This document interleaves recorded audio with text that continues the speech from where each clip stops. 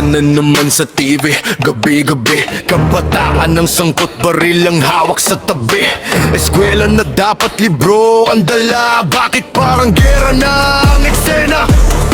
Sabi nila, kabataan ng pag-asa ng bayan. Sa kamay nila ay bukas na ating aasahan. Ngunit bakit sa balita luha ang nasasaksihan? May batang may baril, may buhay na nawawalan. Sino ang nagturo kung paano humawak? Sino ang nagpabaya? Bakit naging maluwag?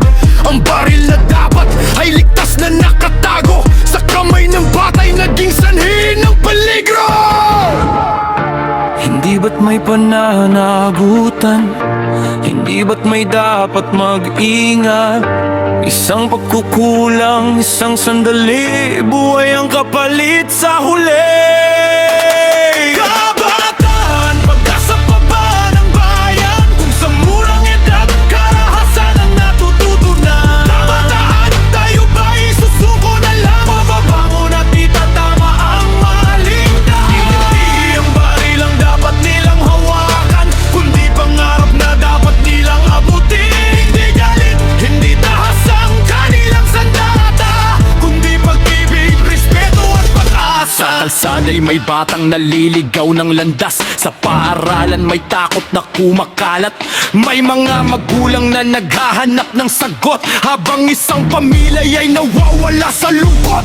Pero bago natin sila tuluyang husgahan, tanungin muna natin ang ating lipunan. May gumabay ba sa kanilang mga pangarap? May nakinig ba nang sila'y humingi ng yakap?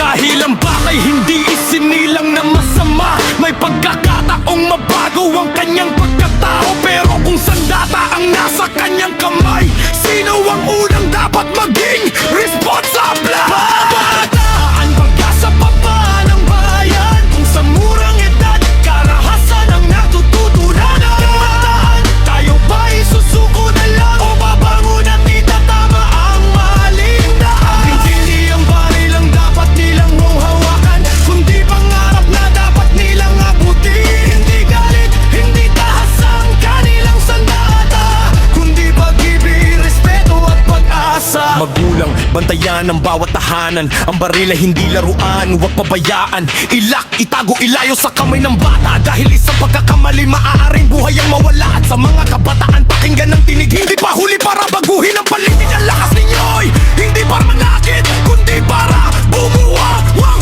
bayang tahidan. Kabataan, ang pag-asa pa rin ng bayan. Kahit maraming sugat ang ating nasaksihan, hindi natin hahayaang karahasan ng manaig. May bukas pang naghihintay kung tayo'y kikilos ng wasto. Kabataan, kayo ang dapat nating gabayan. Hindi itulak sa galit at karahasan. At tayong matatanda, tayo rin ay managot. Dahil ang kinabukasan ay nasa ating paglinga. Kabataan, pag-asa pa rin ng bayan. Pero ang pag-asang yan, kailangan nating alagaan. Hindi sapat na sabihin kabataan ang pag-asa ng bayan. Kailangan din nating tanungin, ano ang ginagawa natin para sila'y maging pag-asa. 15, 16, marunong nang pumutok. Saan natutunan? Sino nagturok? Hindi laro ang bakal, buhay ang taya. Isang kalapit lang, may bakang mawawala. Hindi ko nilalahat, maraming kabataang lumalaban ng patas. Pero paano kung sa bahay pa lang mali na ang nakikita? Kabataan, pag-asa pa ba ng bayan? Sabi ni Rizal noon, totoo pa ba ngayon? Kung baril na ang hawak imbis na pangarap, sino ang sisihin? Sino ang dapat maghanap? Itago mo sana, itago na maayos. Hindi laruan yan, buhay ang kapalit ng pagiging pabaya.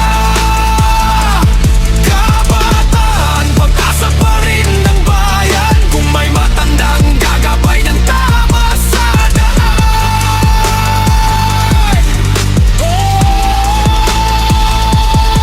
Hindi lang bata ang may kasalanan. kasalanan. May susi, may vault na hindi sinarhan. Nasa drawer lang, nasa ilalim ng kama. Akala mo safe pero abot ng bata. Hindi sapat na sabihin, mag-ingat ka. Kailangan ituro kung paano maging tama. Hindi sa TikTok matututo ng buhay, kundi sa yakap at salitang gabay. Isang barilan na akalat, isang buhay na mawawala. Isang batang naligaw, buong bayan ang luluha. Responsibilidad, hindi lang ng kabataan, pananagutan nating mga nakatatanda. Kabataan, pag-asa pa rin ng bayan. Kung hindi baril ang ipapamana, kundi aral ang katotohanan. Itago mo sana, may bago ng kabayos. Dahil ang pag-asa, hindi ba ba nagtatapos at may sa sariling bahay? Pag-asa pa ba? Oo, pag-asa ba? Tuwatantayin natin sila. Ang tama.